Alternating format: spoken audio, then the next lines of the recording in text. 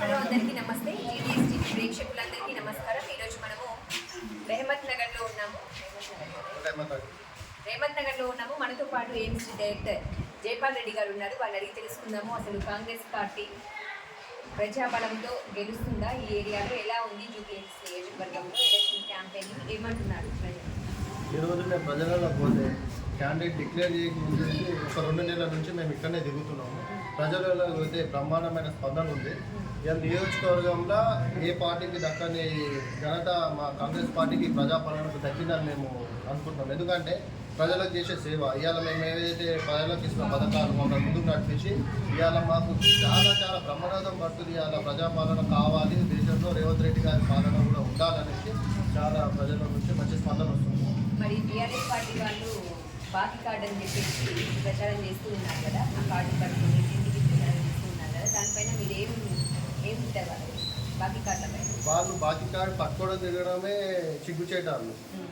వాళ్ళు గతంలో ఇవాళ తెలంగాణ వచ్చి 10 సంవత్సరాలు వాళ్ళ అధికారం ఉండే, వాళ్ళు 10 సంవత్సరాలు ఏం చేసిరని ఇవాళ 2 సంవత్సరాలు కానీ ఇలా బాకీ కార్డు పట్టుకొని తిరుగుతారు. దేనికి బాకీ కార్డు పట్టుకొని తిరుగుతుంది? వాళ్ళ ఉద్యోగాలు పోయినాయని పట్టుకొని తిరుగుతుంది తప్ప ప్రజల మీద ప్రేమతో కాదు, ప్రజలకు ఏదో మంచి చేయాలనే ఉద్దేశంతో కూడా కాదని చెప్పి నేను అంటే 6 గ్యారెంటీలు అని చెప్పి 6 గ్యారెంటీలలో కనీసము అవి అమలు అవుతున్నప్పటికీ కూడా ఇప్పటి వరకు రుణమాఫీ కంప్లీట్ 100% కాలేదు. ఈ ఫ్రీ బస్ అని చెప్పేసి జనాలను ఒకరినొకరు ఆడోళ్ళని జుట్లు బట్టి కొట్టుకునే పరిస్థితి వచ్చింది. ఇట్లా చెప్పుకుంటూ పోతే ఒక్కొక్క రకంగా ఉంది. ఇందిరమ్మ ఇల్లు అని చెప్పిరు, అవి కూడా కొంతమంది ఓన్లీ కాంగ్రెస్ పార్టీలో ఉన్న వారికి ఇందిరమ్మ ఇల్లు వచ్చింది. ఇట్లా నడుస్తుంది. దాని గురించి ఏమంటారు మరి? నేను ఏమంటున్నా, ఫ్రీ బస్ ఉంది, బ్రహ్మాండంగా నడుస్తుంది. ఇలా మీరు జూబ్లీహిల్స్కి వచ్చినా సరే, ఇంకా మీరు ఎక్కడైనా ఊరికి వెళ్ళినా సరే, మీరు కూడా ఒక మహిళ కాబట్టి ఇలా ఫ్రీ బస్ వాడుకోవడం వల్లనే, ఇలా ప్రజాప్రభుత్వం పెట్టడం వల్లనే మీరు ఇక్కడ రాగలిగారు. అదేవిధంగా ఈ ఫ్రీ బస్సు అనేది ఒకటి చిన్నది, వాళ్ళు ఏదో సోషల్ మీడియాలో మేము కూడా చూస్తున్నాం వాళ్ళు కొట్టుకునేది. ఇవాళ మేము ఎల్బీనగర్ నియోజకవర్గంలో ఇవాళ ఎల్బీనగర్లో చాలామంది సంక్రాంతి పండుగ వస్తే 1000 నుంచి 1500 పెట్టి టికెట్లు పెట్టి కొన్నోరు కూడా సీటు కావాలని కొట్టాడుకుంటున్నారు. అదంతా అదేదో చూపించి ఇవాళ చిన్న ఉద్యోగస్తులు ఉన్నారు. ఇవాళ హైదరాబాద్లో 5000, 10,000, 15,000 ఉద్యోగం చేసుకునేటోళ్ళకు ఈ ఫ్రీ బస్ పెట్టడంతో వాళ్ళకు ఒక 2,000 నుంచి 3,000 వాళ్ళకి సేవ్ అవుతుంది. వాళ్ళకు జీవన ఆధారంగా ఇవాళ ఫ్రీ బస్ అనేది మహిళలకు చాలా వరంగా మారిందని చెప్తున్నాం. ఇవాళ మీరు చేసిన అవినీతి మేము చెప్పాలనుకుంటే ఇవాళ ఇది ఒక్కరోజు కాదు, ఇంకా 4 రోజులు చెప్పినా మీరు చేసిన అవినీతి కానీ సరిపోదు. మీరు ఏమన్నారు, దళితులు ముఖ్యమంత్రి చేస్తా అన్నారు, మీరు చేసేది ఇవాళ బాకీ కాడని చేస్తున్నా కానీ చేయలే అని చెప్పి మీదేదో రాజకీయ నిలకడ గురించి మాట్లాడడం లేదు తప్ప దాంట్లో ఎటువంటి ప్రయోజనం లేదు.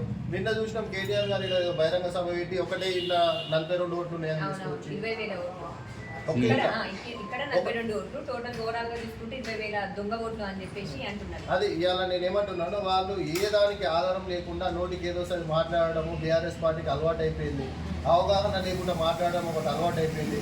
ఎప్పుడే తక్షణమే రేవంత్ రెడ్డి గారు ఏం చెప్పారంటే, తక్షణం ఎలక్షన్ కమిషన్కి అధికారం ఉంటుంది, వాళ్ళు ఏం చేసినా వాళ్ళే ఫైనల్ అని చెప్పి అలా తీసుకొచ్చి ఆ ఇంటి మీద ఒకటే వాళ్ళు చెప్పిన 6 గంటలలో ఇంటి మీద వెరిఫికేషన్ అట్లేమని ఉంటే మీరు చూడండి అని ఇవాళ ఎలక్షన్ ఆఫీసర్ చూస్తే అది వాళ్ళు పెద్ద ఒక కాంప్లెక్స్ మినిమం 42 ఓట్లు ఉంటాయి కదా, ఒక 10 కుటుంబాలు ఉంటాయి. 10 కుటుంబాలలో కామన్ కదా ఉండడం ఉన్నాయని సర్టిఫికేట్ ఇచ్చేది చెప్పినా లేదా అసలు చెప్పడమే తప్ప అని చెప్పేసి వీళ్ళ ఆరోపణ తప్ప అని చెప్పి నిరూపించారు కదా.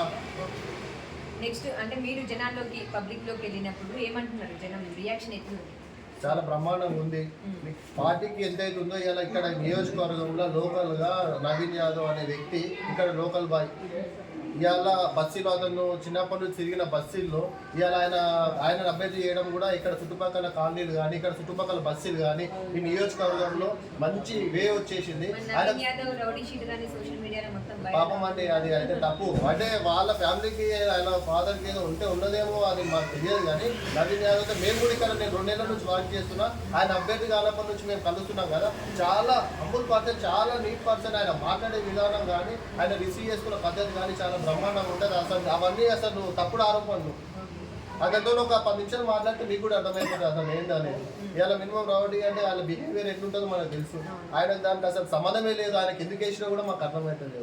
అంటే మొత్తం ఎన్ని టీం నుంచి అండి, అంటే జనరల్గా కాంగ్రెస్ పార్టీ నుంచి ప్రచారం చేయడానికి అటు బీఆర్ఎస్ పార్టీ నుంచి అయితే ఎమ్మెల్యేలతో సహా మొత్తం ఇక్కడే ఉంటున్నారు. మీ కాంగ్రెస్ నుంచి ఎవరైనా పెద్దలు వచ్చి ప్రచారంలోకి దిగబోతున్నారా లేకపోతే నార్మల్గానే ఉంటున్నారా?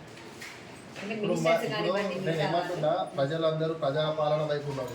మాకు అంత అడావిడి చేయాల్సిన అవసరం లేదు. ఫస్ట్ ఆఫ్ ఆల్ ఇలా ప్రజలు నిర్ణయించుకున్నారు, కాంగ్రెస్ పార్టీని గెలిపియాలి, రాష్ట్రంలో ప్రజాపాలన ఉండాలని నిర్ణయించుకున్నారు. మాకు అంత ఆర్భాటం అవసరం లేదు, అంత షోకప్ చేయాల్సిన అవసరం అంతకన్నా లేదు.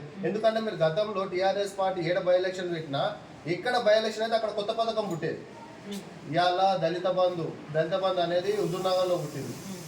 ఈటల రాజేందర్ గారిని ఓడించడానికి అలా దళితులకి 10 లక్షలు ఇస్తామని చెప్పి ఆ నియోజకవర్గంలో అంటే ఒక్కొక్క స్కీము, ఒక్కొక్క బై ఎలక్షన్లో ఒక్కొక్క స్కీమ్ తీసుకొచ్చి కేసీఆర్, టీఆర్ఎస్ ప్రభుత్వం, బీఆర్ఎస్ ఇప్పుడు బీఆర్ఎస్ మారింది. ఇవాళ మేము అదేం చేయట్లేదే.